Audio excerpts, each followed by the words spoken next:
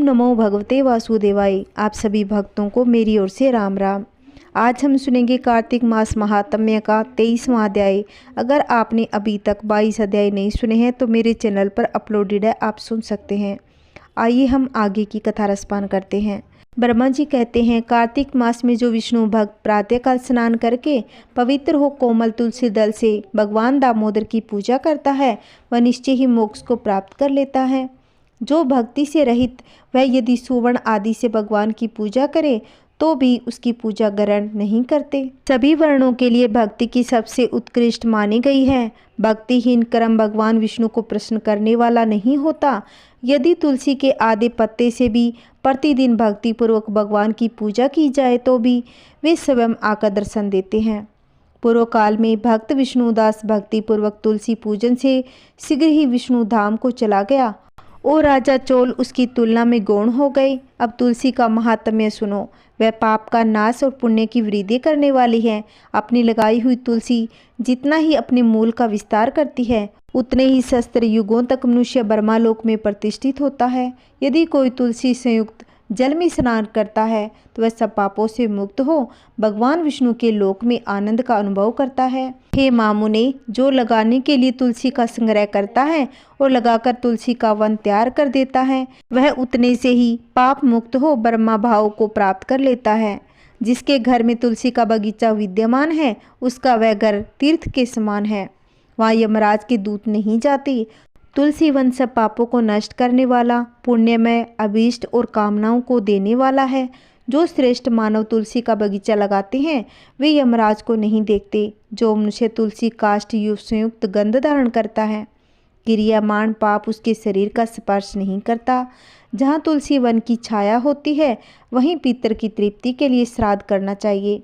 जिसके मुख में, कान में, मस्तक पर तुलसी का पत्ता दिखाई देता है उसके ऊपर यमराज भी दृष्टि नहीं डाल सकते। फिर दूतों की तो बात ही क्या। जो प्रतिदिन आनंद पूर्वक तुलसी महिमा सुनता है या सुनाता है सब पापों से मुक्त हो ब्रह्मा लोक को जाता है। पूर्व काल की बात है। कश्मीर देश में हरि मेधा और सुमेधा नामक 2 ब्राह्मण थे जो भगवान विष्णु की भक्ति में संलग्न रहा करते थे। उनके हृदय में संपूर्ण प्राणियों के प्रति दया थी। वे सब तत्वों का यथार्थ मर्म समझाने वाले थे। किसी समय वे दोनों श्रेष्ठ ब्राह्मण तीर्थ यात्रा के लिए चल दिए। जाते जाते किसी दुर्गम वन में परिश्रम से व्याकुल हो गए। वह उन्होंने एक स्थान पर तुलसी का वन देखा। उनमें से सुमेधा ने तुलसी का महान वन देखकर उसकी परिक्रमा की और भक्ति पूर्वक प्रणाम किया। यह देख हरि मेधा ने तुलसी का महात्म्य और फल जानने के लिए बड़ी प्रसन्नता के साथ बार बार पूछा, हे ब्राह्मण, अन्य देवताओं, तीर्थों, व्रतों और मुख्य ब्राह्मणों के रहते हुए तुमने तुलसी वन को क्यों प्रणाम किया? सुमेधा बोला, हे महाभाग, सुनो, यह धूप सता रही है इसलिए हम लोग उस बरगद के समीप चले।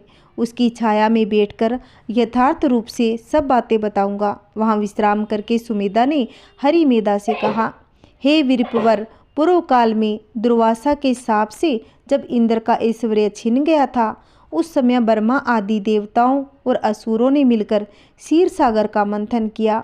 उससे ऐरावत हाथी, कल्पवृक्ष, चंद्रमा, लक्ष्मी, ऊंचे सर्वा घोड़ा, कौस्तुभ मणि तथा धन्वंतरी रूप भगवान श्री हरि और दिव्य औषधियां प्रकट हुई। तदंतर अजरता और अमरता प्रदान करने वाले अमृत कलशों दोनों हाथों में लिए हुए श्री विष्णु बड़े हर्ष को प्राप्त हुए।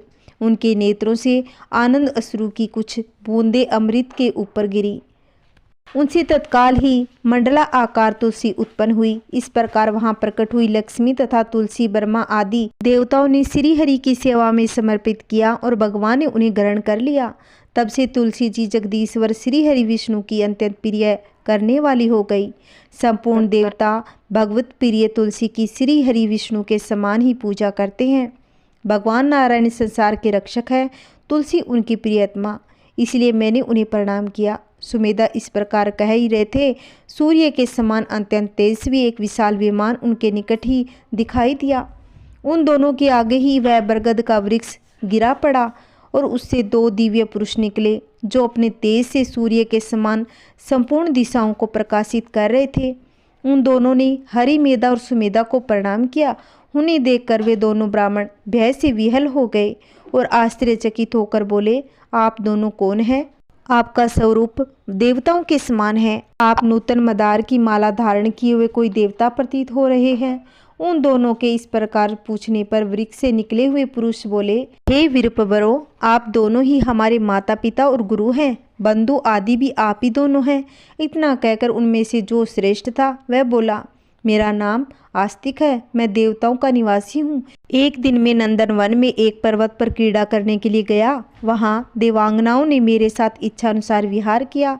उस समय युवतियों के मोती और बेला का हार तपस्या करते हुए लोमस मुनि के ऊपर गिर पड़े।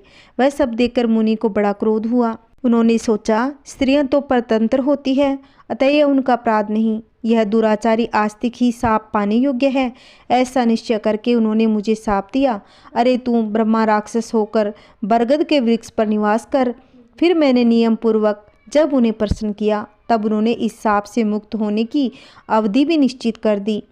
जब तू किसी ब्रह्मा के मुख से भगवान विष्णु का नाम और तुलसी दल की महिमा सुनेगा तब तत्काल तुझे उत्तम मोक्ष प्राप्त होगा। इस प्रकार मुनि का शाप पाकर मैं चिरकाल से अत्यंत दुखी हो इस वट वृक्ष निवास करता हूँ। आज देववश आप दोनों के दर्शन से मुझे निश्चय ही ब्रह्मा के शाप से छुटकारा मिल गया। अब मेरे इस दूसरे साथी की कथा सुनिए। ये पहले एक श्रेष्ठ मुनि थे और सदा गुरु की सेवा में ही लगे रहते थे। एक समय गुरु की आज्ञा का उल्लंघन करके ब्रह्मा राक्षस भाव को प्राप्त हो गए, किंतु आपके प्रसाद से इस समय इनकी भी ब्राह्मण के शाप से मुक्ति हो गई। ऐसा कहकर वे दोनों उन श्रेष्ठ ब्राह्मणों को बार बार प्रणाम करके उनकी आज्ञा से प्रसन्नतापूर्वक दिव्य धाम को चले गए।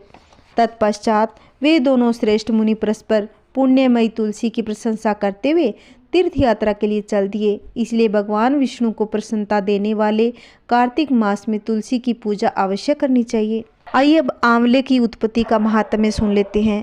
कार्तिक मास के शुक्ल पक्ष की चतुर्दशी को आंवले की पूजा करें। आंवले का महान वृक्ष सब पापों को नाश करने वाला है। उक्त चतुर्दशी का नाम बैकुंठ चतुर्दशी है। उस दिन आंवले की छाया में जाकर मनुष्य राधा सहित देवेश्वर श्री हरि का पूजन करे। आंवले की 108 प्रदक्षिणा करें। फिर साष्टांग प्रणाम करके परमेश्वर श्याम सुंदर श्री कृष्ण जी की प्रार्थना करें। आंवले की छाया में बैठकर इस कथा को सुने। फिर ब्रह्मा को भोजन कराएं, यथाशक्ति दक्षिणा दें। ब्राह्मणों के संतुष्ट होने पर मोक्षदायक श्री हरि भी प्रसन्न होते हैं। पूर्व काल में जब सारा जगत एकावर्ण के जल में निमग्न हो गया, समस्त चराचर प्राणी नष्ट हो गए थे, उस समय देवादिदेव सनातन परमात्मा ब्रह्मा जी अविनाशी पर ब्रह्मा का जप करने लगे। ब्रह्मा का जप करते करते उनके आगे श्वास निकला। साथ ही भगवत दर्शन के अनुरागवश उनके नेत्रों से जल निकल आया। प्रेम के आंसुओं से परिपूर्ण वह जल की बूंदें पृथ्वी पर गिर पड़ी। उसी से आंवले का महान वृक्ष उत्पन्न हुआ, जिसमें बहुत सी शाखाएं और उपशाखाएं निकली। वह फलों के बाहर से लदा हुआ था। सब वृक्षों में सबसे पहले आंवला ही प्रकट हुआ, इसलिए उसे आदिरोह कहा जाता है। ब्रह्मा ने पहले आंवले को उत्पन्न किया, उसके बाद समस्त प्रजा की सृष्टि की। जब देवता आदि भी सृष्टि हो गई तब वे उस स्थान पर आए जहाँ भगवान विष्णु को प्रिय लगाने वाला आंवला वृक्ष था। उसे देखकर देवताओं को बड़ा आश्चर्य हुआ। उसी समय आकाशवाणी हुई कि यह आंवले का वृक्ष सब वृक्षों से श्रेष्ठ है, क्योंकि यह भगवान विष्णु को प्रिय है। इसके स्मरण मात्र से मनुष्य गोदान का फल प्राप्त कर लेता है। इसके दर्शन से 2 गुना और फल खाने से 3 गुना पुण्य मिलता है। इसलिए सर्वदा प्रयत्न करके आंवले के वृक्ष का सेवन करना चाहिए, क्योंकि वह भगवान विष्णु को परम प्रिय एवं सब पापों को नाश करने वाला है। अतः समस्त कामनाओं की सिद्धि के लिए आंवले के वृक्ष का पूजन करना उचित है। जो मनुष्य कार्तिक में आंवले के वन में भगवान श्री हरि की पूजा, आंवले की छाया में भोजन करता है, उसका पाप नष्ट हो जाता है।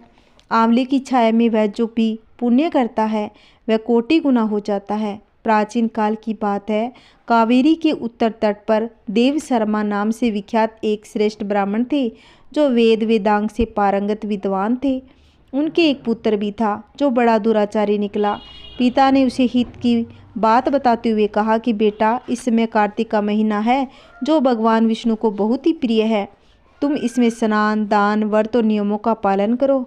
तुलसी के फूल सहित भगवान विष्णु की पूजा करो। भगवान के लिए दीपदान, नमस्कार, प्रदक्षिणा करो। पिता की यह बात सुनकर वह दुष्ट आत्मा पुत्र क्रोध से जल उठा। उसके होठ फड़फड़ाने लगे। उसने पिता की निंदा करते हुए कहा, तात, मैं कार्तिक में पुण्य संग्राम नहीं करूंगा। पुत्र का ऐसा वचन सुनकर देव शर्मा ने क्रोध से कहा, ओ दुष्ट, तू वृक्ष के खोखले में चूहा हो जा।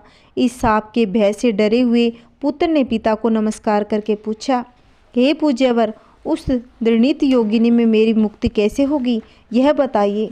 इस प्रकार पुत्र के द्वारा प्रश्न किए जाने पर ब्राह्मण ने साप निर्वित का कारण बताया। जब तुम भगवान को प्रिय लगने वाले कार्तिक मास का पवित्र महात्म्य सुनोगे, उस समय उस कथा के श्रवण मात्र से तुम्हारी मुक्ति हो जाएगी। पिता से ऐसा कहने पर उसी क्षण चूहा हो गया। कई वर्षों तक वन में निवास करता रहा। एक दिन कार्तिक मास में विश्वामित्र जी अपने शिष्यों के साथ उधर आ निकले। नदी में स्नान करके भगवान की पूजा करके पश्चात आंवले की छाया में बैठे। वहां बैठकर वे अपने शिष्यों को कार्तिक मास का महात्म्य सुनाने लगे। उसी समय कोई दुराचारी व्याध शिकार खेलता हुआ वहां आ गया। वह प्राणियों की हत्या करने वाला तो था, ऋषियों को देखकर उन्हें भी मार डालने की इच्छा करने लगा। परंतु उन महात्माओं के दर्शन से उसके भीतर सुबुद्धि जाग उठी। उसके ब्राह्मणों को नमस्कार करके कहा, आप लोग यहाँ क्या कर रहे हो? उसके ऐसा पूछने पर विश्वामित्र बोले कि कार्तिक मास और सब महीनों में श्रेष्ठ बताया जाता है। उसमें जो कर्म किया जाता है और बरगद के बीज की भांति बढ़ता है, जो कार्तिक मास में स्नान, दान, पूजन करके ब्राह्मण भोज कराता है, उसका वह पुण्य अक्षय फल देने वाला होता है। व्याधि की प्रेरणा से विश्वामित्र जी के कहे हुए इस धर्म को सुनकर वह शापभ्रष्ट ब्राह्मण कुमार चूहे का शरीर छोड़कर तत्काल दिव्य देह से मुक्त हो गया और विश्वामित्र को प्रणाम करके अपना वृत्तांत निवेदन कर ऋषि की आज्ञा ले विमान पर बैठकर स्वर्ग को चला गया। इसे विश्वामित्र और व्याध दोनों बड़ा विस्मय हुआ। व्याध भी कार्तिक व्रत का पालन करके भगवान विष्णु के धाम में गया। इसलिए कार्तिक में सब प्रकार से प्रयत्न करके आंवले की छाया में बैठकर भगवान श्री हरि के सम्मुख कथा श्रवण करें। जो ब्राह्मण कार्तिक मास में आंवले और तुलसी की माला धारण करता है, उसे अनंत पुण्य की प्राप्ति होती है। जो मनुष्य आंवले की छाया में बैठकर दीप माला समर्पित करता है, उसको अनंत पुण्य प्राप्त होता है। तुलसी वृक्ष के नीचे श्री राधा और श्याम सुंदर भगवान श्री हरि कृष्ण की पूजा करनी चाहिए। तुलसी के अभाव में यह शुभ पूजा आंवले के नीचे करनी चाहिए। जो आंवले की छाया के नीचे कार्तिक में ब्राह्मण दंपति को एक बार भी भोजन देकर समय भी कर भोजन करता है, वह अन्न दोष से मुक्त हो जाता है।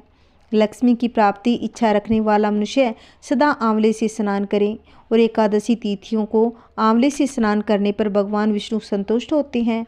नवमी, अमावस्या, सप्तमी और संक्रांति दिन, रविवार, चंद्र ग्रहण और सूर्य ग्रहण के दिन आंवले से स्नान नहीं करना चाहिए। जो मनुष्य आंवले की छाया में बैठकर पिंडदान करता है, उसके पितर भगवान विष्णु के प्रसाद से मोक्ष को प्राप्त कर लेता है। तीर्थ या घर में जहाँ जहाँ मनुष्य आंवले से स्नान करता है, वहाँ वहाँ भगवान विष्णु स्थित होते हैं। जिसके शरीर की हड्डियाँ आंवले के स्नान से धोई जाती है, वह फिर गर्भ में वास नहीं करता। जिसके सिर के बाल आंवले मिश्रित जल से रंगे जाते हैं, वे मनुष्य कलयुग के दोषों का नाश करके भगवान विष्णु को प्राप्त होते हैं। आगे की कथा हम 24वें अध्याय में सुनेंगे। राजा पृथु बोले, हे मुनि श्रेष्ठ, आपने तुलसी के इतिहास, व्रत, महात्म्य के विषय में कहा। अब आप कृपा कर मुझे ये बताइए कि कार्तिक मास में क्या और भी देवताओं का पूजन होता है, यह भी विस्तार पूर्वक बताइए। नारद जी बोले, पूर्व काल की बात है। करवीकर में धर्मदत्त नामक का विख्यात कोई एक ब्राह्मण रहता था। वह दिन कार्तिक में भगवान विष्णु के समीप जागरण करने के लिए वह भगवान के मंदिर की ओर चले।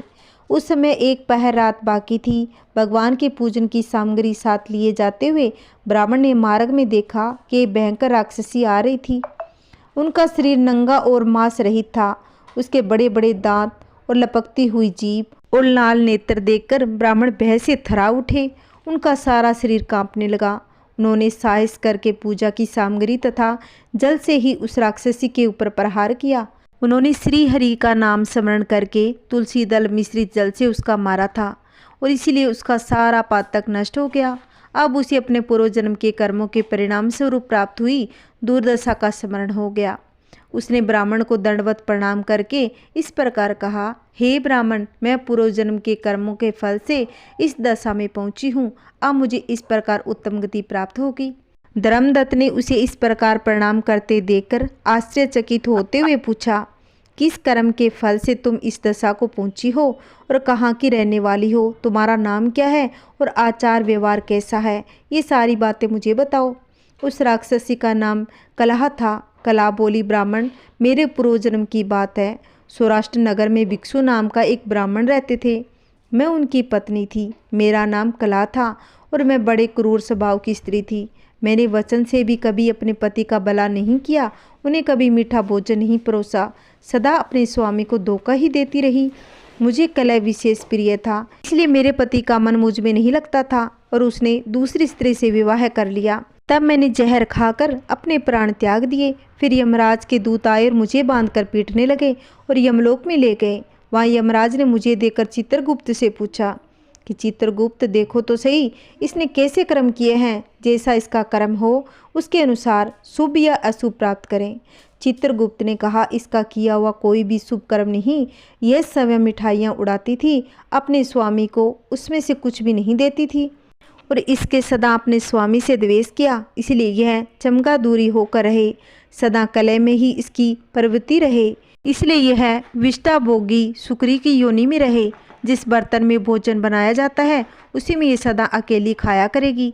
अतः उसके द्वेष से यह अपनी ही संतान का भ्रमण करने वाली बिल्ली हो। इसने अपने पति को निमित्त बनाकर आत्मघात किया है, इसलिए यह अत्यंत निंदनीय स्त्री प्रेत से शरीर में ही कुछ काल तक अकेली ही रहे। इसे यमदूतों द्वारा निर्जल प्रदेश में भेजा जाना चाहिए। वहाँ दीर्घ काल तक यह प्रेत के शरीर में निवास करेगी। उसके बाद यह पापिनी शेष 3 योनियों का भी उपभोग करेगी।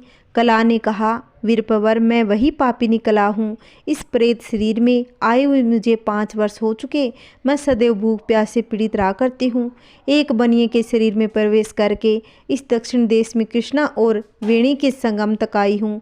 जो ही संगम तट पर पहुँची तो ही भगवान शिव और विष्णु के पारदर्शियों ने मुझे बलपूर्वक बनिए के शरीर से दूर भगा दिया। तब से मैं भूख का कष्ट सहन करती हूँ, इधर उधर घूम रही हूँ। इतने में ही आपके ऊपर मेरी दृष्टि पड़ी। आपके हाथ में तुलसी मिश्रित जल का पात्र देखकर और सब पाप नष्ट हो जाएंगे, इसलिए देवी श्रेष्ठ, अब आप कोई उपाय कीजिए। बताइए, मेरे इस शरीर और भविष्य में होने वाली भयंकर 3 योनियों से किस प्रकार मुक्ति होगी। कला का यह वचन सुनकर धर्मदत्त उसके पीछे कर्मों और वर्तमान अवस्था को देखकर बहुत दुखी हुआ। फिर उसने बहुत सोच विचार करने के बाद कहा, ये की कथा हम 25वें अध्याय में सुनेंगे। अगर आपको मेरी वीडियो अच्छी लगी हो तो लाइक करना, वीडियो को ज़्यादा से ज़्यादा शेयर करना। अगर आपको थोड़ी भी मेरी वीडियो अच्छी लगी हो तो प्लीज़ मेरे को कमेंट में ज़रूर बताना और मेरे चैनल को सब्सक्राइब कर लेना, जिससे आने वाली वीडियो की नोटिफिकेशन आपको मिलती रहेगी। जय श्री कृष्णा, राधे राधे, ओम नमः शिवाय। मेरे सभी प्यारे भक्तों को मेरी ओर से राम राम। मेरे सभी प्यारे प्यारे भक्तों ने मेरे को इतना प्यार दिया है, इसलिए मैं तहे दिल से सबको शुक्रिया करना चाहती हूँ। मेरे को ऐसे ही प्यार करते रहें। मेरे सभी भक्तों की हर मनोकामनाएं पूर्ण हो। जय श्री कृष्णा, राधे राधे।